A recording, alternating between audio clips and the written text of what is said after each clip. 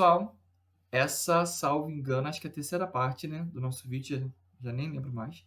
Enfim, então a ONU entrou nessa jogada e intermediou essa, essa, essa divisão de terras.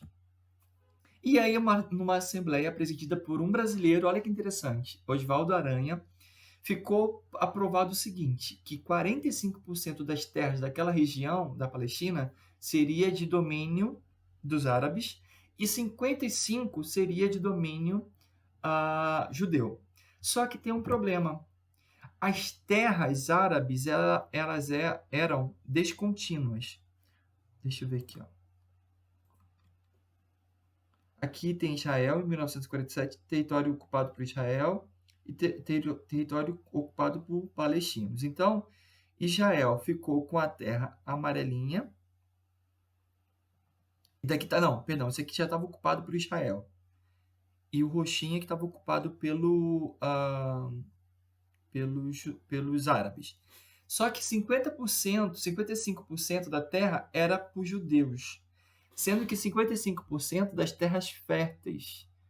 Então, a maior quantidade de terras férteis ficaram para os judeus e terras contínuas, e as terras descontínuas e menos férteis ficaram para os árabes palestinos. E detalhe, o contingente populacional dos árabes era bem maior do que os judeus naquela época. Então, para qualquer coisa, não seria uma posição menos esperada. Os árabes não concordaram com isso, ok? E aí começou toda uma confusão. Em 1948, os árabes, já insatisfeitos com a divisão feita pela ONU, iniciou o confronto armado contra Israel.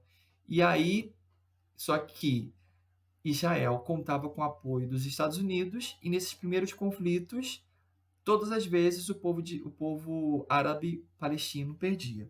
Só que em 1964 foi criada a OLP, Organização para a Libertação do Povo Palestino. Essa organização política, ela tinha como objetivo lutar e defender todos os interesses do povo árabe palestino. Em 1977, aconteceu um novo conflito armado bem grande, que foi o conflito chamado Guerra dos 6 Dias, que durou 6 dias, no qual as tropas israelenses atacaram os palestinos de surpresa. E nisso ele começou a anexar várias partes do território que não pertencia a Israel. Ou seja, Israel ficou satisfeito com a decisão da ONU, os palestinos não. Os palestinos começaram a incursar contra Israel para poder tomar o território. Estados Unidos interviu, e aí o que aconteceu?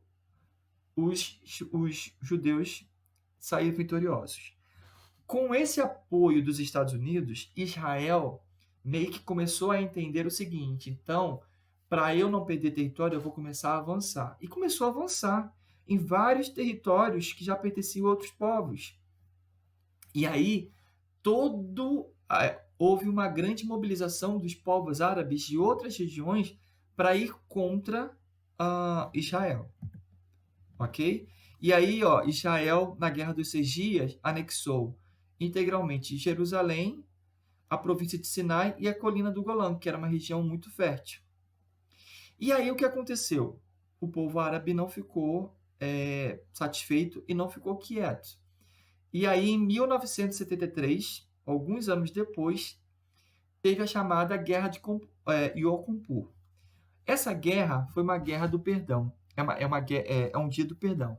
E essa guerra ela foi estrategicamente montada porque é o período do ano onde o povo judeu, é o dia do ano que o povo judeu ele perdoa todas as dívidas das pessoas que estão devendo a ela, e aonde a população fica mais à vontade, o país fica mais à vontade, e de uma certa forma o povo árabe já entendia que haveria uma vigilância um pouco menor no país.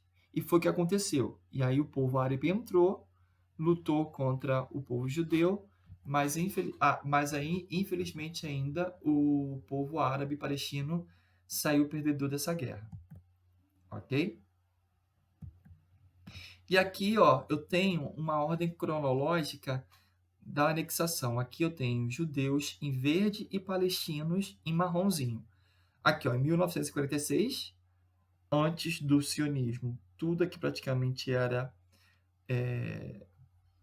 antes da vinda dos judeus, perdão, antes da criação do Estado de Israel, perdão, desculpa. Antes da criação do Estado de Israel, a maioria ainda era palestino. Depois, com a partilha em 47, olha só, a maior parte, ó, a maior parte de terras contínuas pertencia a Israel. A faixa de Gaza, Jerusalém e a colina do Golã, que ó, pertencia aos palestinos árabes. Em 1947 e 67, 46 e 67. E aí o que aconteceu?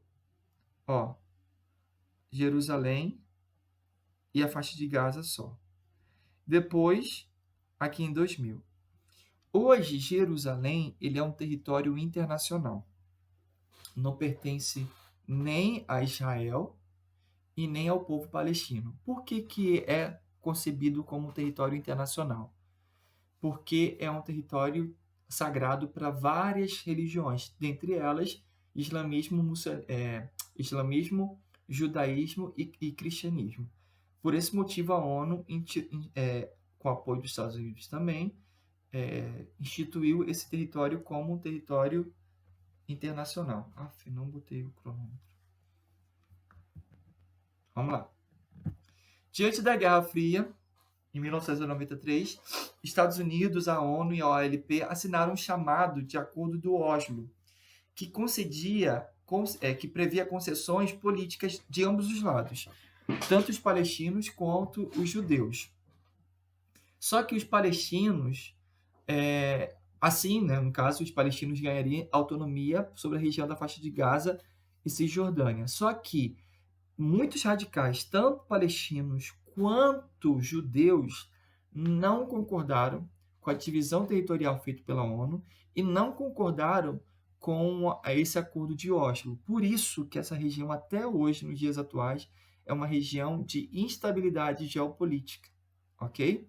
Até hoje, há conflitos permanentes entre árabes e judeus, ora um pouco mais velados, ora um pouco mais evidentes. Recentemente, os judeus tentaram invadir a faixa de Gaza e hoje existem tropas israelenses próximos à faixa de Gaza para promover a segurança dos judeus que moram próximo daquela região. Se a região da faixa de Gaza pertence ao povo, à população palestina, e é uma área de fronteira com Israel, existem tropas israelenses naquelas regiões fronteiriças para garantir a proteção desse povo judeu. E aí uma coisa importante para finalizar é que hoje existe o Estado de Israel, mas não existe o Estado da Palestina. Então, os palestinos eles podem ser considerados como nação, mas não são povo, não são Estado. Por quê? Aonde eles moram é uma região da Palestina, não é Estado palestino, não é um país. Israel é um país e existe uma população, uma nação judaica. Então, a população da faixa de Gaza, que é a população palestina, eles são uma nação, porque tem uma língua, tem um passado histórico, tem cultura, costumes, é um povo, mas eles não têm um território definido. Não é um país, não é considerado um país por outros países. Então, hoje temos o Estado de Israel, mas não temos o Estado da Palestina. Ok?